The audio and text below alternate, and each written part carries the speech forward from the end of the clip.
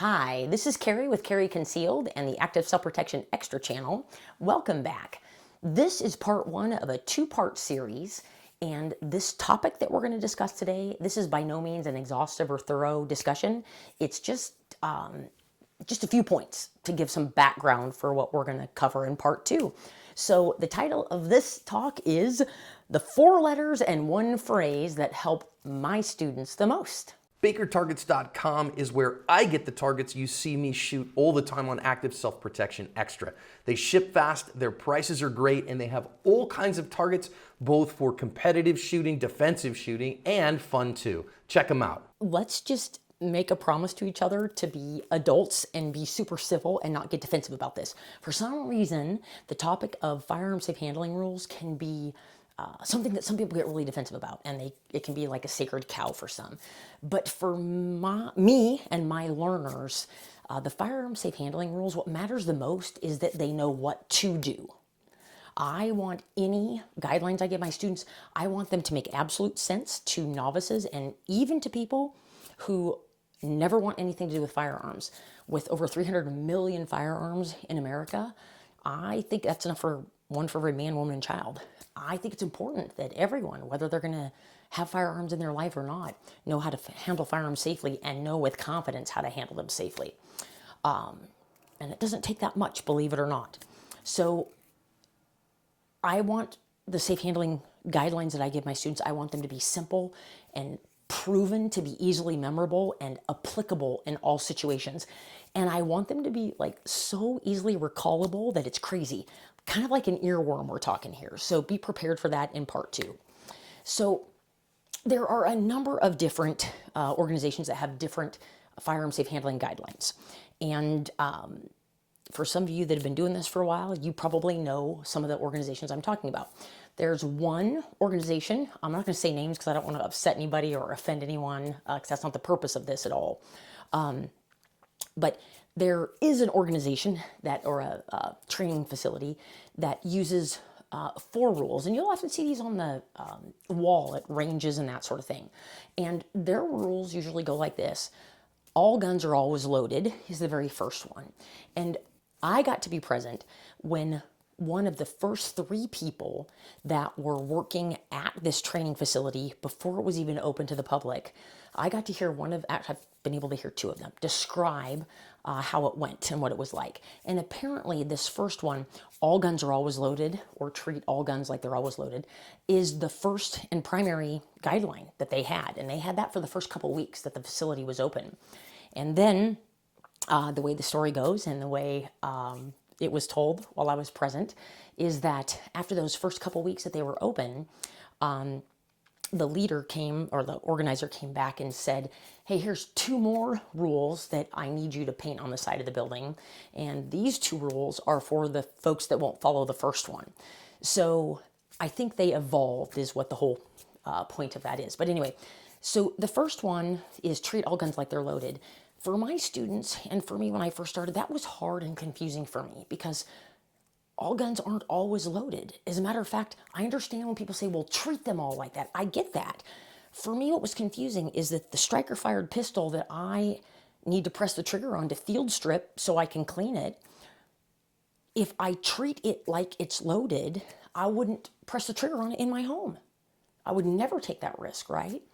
So conditional rules can be difficult to remember and apply, and I don't want that for my students. I want it to be super easy. And again, I'm not trying to pick gnats or be difficult or anything. I'm just letting you know the process I went through as I learned from my students and learned from them the trouble spots they had with understanding these and applying them. And then the next one is never let the muzzle cover anything you're unwilling to destroy. The truth of the matter is, I think it was probably my 2nd or 3rd class that I taught when that was on the presentation when we read that together. A woman said under her breath, that sounds bad. A woman said under her breath, muzzle, that's what a dog has. I didn't know a gun had a muzzle.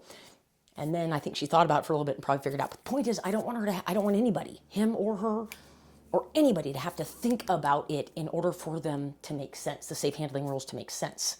I want to have safe handling rules that are so simple and easy that people don't even have to think about what they mean. And then third one is keep your finger off the trigger until your sights are on target. For me, that's a little closer to what I'm looking for, but it also doesn't tell them where to put their index finger. Where is that supposed to be? So tomorrow, or not tomorrow, but the part 2 of this, we'll talk about how do I like to help my students know where to put their index finger. So I'm not telling them what not to do, but I'm telling them what to do with that index finger. And then the fourth one is always be aware of your target. And that's fine. I understand that that can be confusing for students because they'll think initially that target could only ever mean what they're going to shoot at the range. They don't understand that that could mean out in the real world. And so we prefer to use the direction of least consequence. If we tell our students to keep our firearms pointed in the direction of least consequence and discuss what that means, then that covers always be aware of your target, in my opinion anyway. And so that I think can make it a little bit easier for our students to remember. I don't want to have any redundancies or extra things for them to remember if they don't need to. My biggest heartburn with these 4 is that it doesn't address the issue of keeping firearms secure and allowing no unauthorized access. And then I also prefer positive commands to tell them what to do. So then never let the muzzle cover anything you don't want to destroy. I would prefer it be said in the positive, just human behavior and how people learn best. That just is, in my opinion, makes more sense. So that's why I don't prefer the first 4 or the 4. And then there's another organization that has 3 letters to it, and they call theirs the Big 3. And I think the Big 3 get a little closer to what I want for my students. And what I want is my goals is that the safe handling rules or guidelines make sense to them, regardless of their ability or their feeling about guns, and that they're simple and memorable. But there's something still missing, I feel, a key element still missing from the Big 3. And so what are the Big 3? I love the fact that they begin with always, always, always. All 3 of the rules begin with always, always, always. So the first one is always keep your gun pointed in a safe direction. And the second one is always keep your finger off the trigger until you're ready to shoot. That's great, but where are they supposed to put their finger? I would rather it say that. And then always keep the gun unloaded until in use. There are a lot of firearm instructors that are have been doing it for a long time or even just starting out, what have you. For me, this was a real hang up when I first started understanding firearm safe handling rules and figuring out how to apply them to my life, because I couldn't figure out how I could follow the rule and yet still have a gun staged for defensive purposes at home or concealed carry on my body. Because at that time, I did not see that a loaded gun on my body was in use, or that a firearm staged in my home in a rapid access secure storage safe, which we talked about in the last video, I did not see that as being in use. And so that was hard for me to kind of reconcile those. I wonder if, and so often we'll see folks, instructors shy away from using the Big 3 because of that last one, always keep the gun unloaded until ready to use. Guns that are staged for defensive purposes and guns that are securely staged for defensive purposes, making sure they don't fall into unauthorized hands, and then a firearm that's carried on my body for concealed carry is in use. And so that's not what Rule 3 of the Big 3 applies to. For me, it helped me understand that historically, this organization that has 3 letters to their acronym and uses the Big 3, historically, they were slower to offering training in areas of self-protection. And so maybe for me, that's kind of helped me understand a little bit of maybe why that language was chosen for their 3rd rule. So question is, what's missing from the Big 3? In my opinion, what's missing? What's missing is what I said with the other ones, the 4, is that always keep firearms secure, allow no unauthorized access. And for me, that was a big one early on. I first started teaching in 2013, and in December of 2014, in a Walmart right next to my hometown, a 2-year-old was able to gain access to his mommy's purse that had her concealed carry firearm in it. And it was a purse with a dedicated compartment made by a very well-known company. And sadly, the holster that, I'll say holster, that purse came with allowed the firearm to slide out of it quite easily once that pouch was unzipped. And it wasn't a purpose-made holster. And in a couple weeks, we're going to talk about what makes a holster. There's just 3 letters that I like to use to describe that, and we'll talk about that in a couple weeks. But anyway, so for me, this one, allow no unauthorized access and keep your firearm secure. It hit me hard realizing that a 2-year-old was able to, at that time I honestly didn't even have any idea that a 2-year-old could so easily depress the trigger on a semi-automatic handgun. And that semi-automatic handgun in particular had a manual safety on it, and yet still little Pumpkin was able to activate or deactivate that, which is why we don't ever count on something like that for adults. So to be fair to the 3-letter organization that uses the big 3, they also have the other 8. And the 7th rule of their other 8 is store guns so they're inaccessible to unauthorized people. And that's great. It's for me and my students, I want to make sure that that's at the first and foremost of their mind. I don't want it to be way down toward the bottom.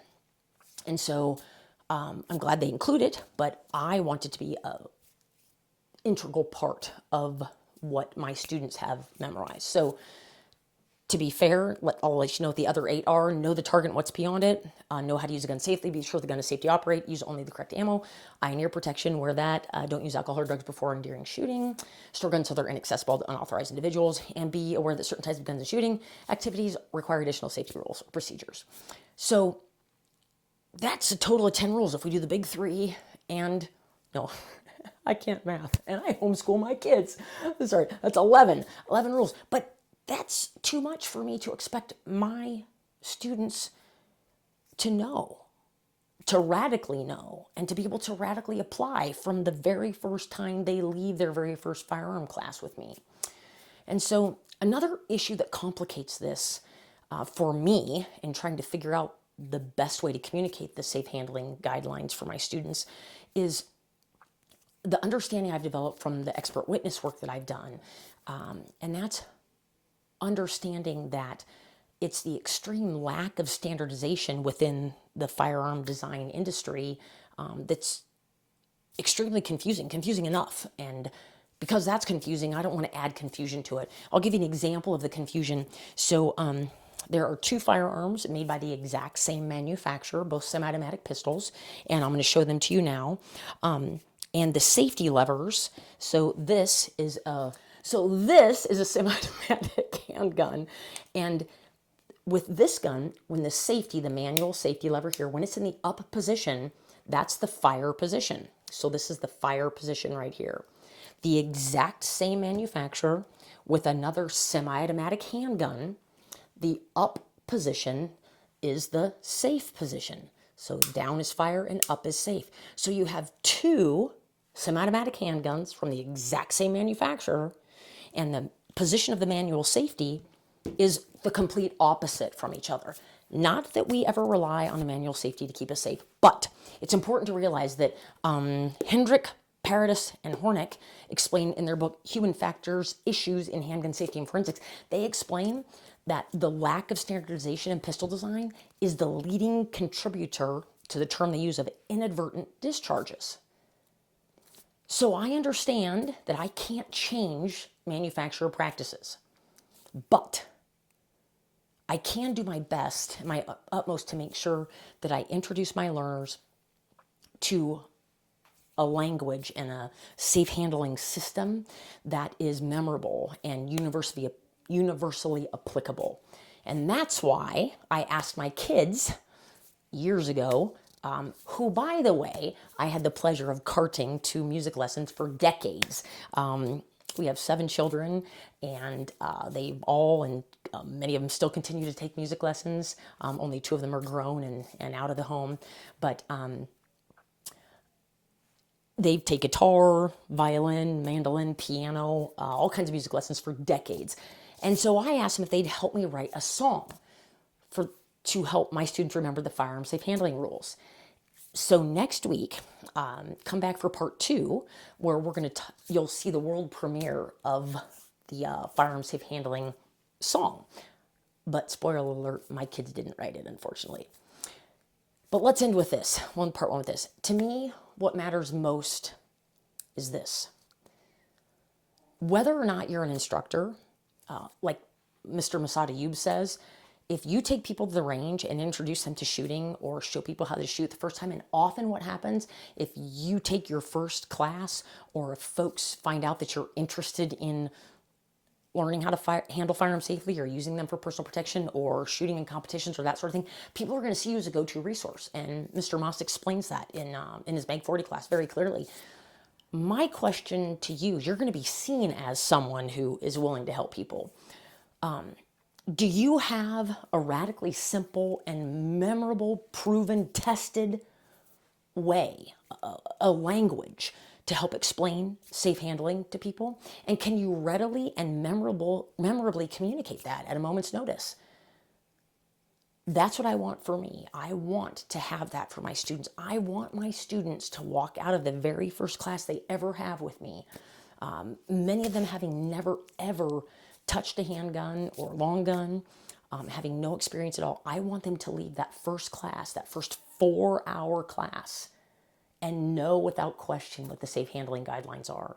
And I want them to know how to apply them. And I want them to have them memorized, and I want them to be able to share them in a way that's memorable and easy with the people in their life.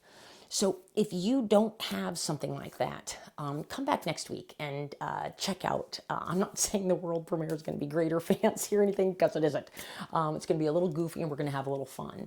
But maybe you'll have something to add to that and a suggestion in a way you can do it. But hopefully we'll see you next week. Thank you.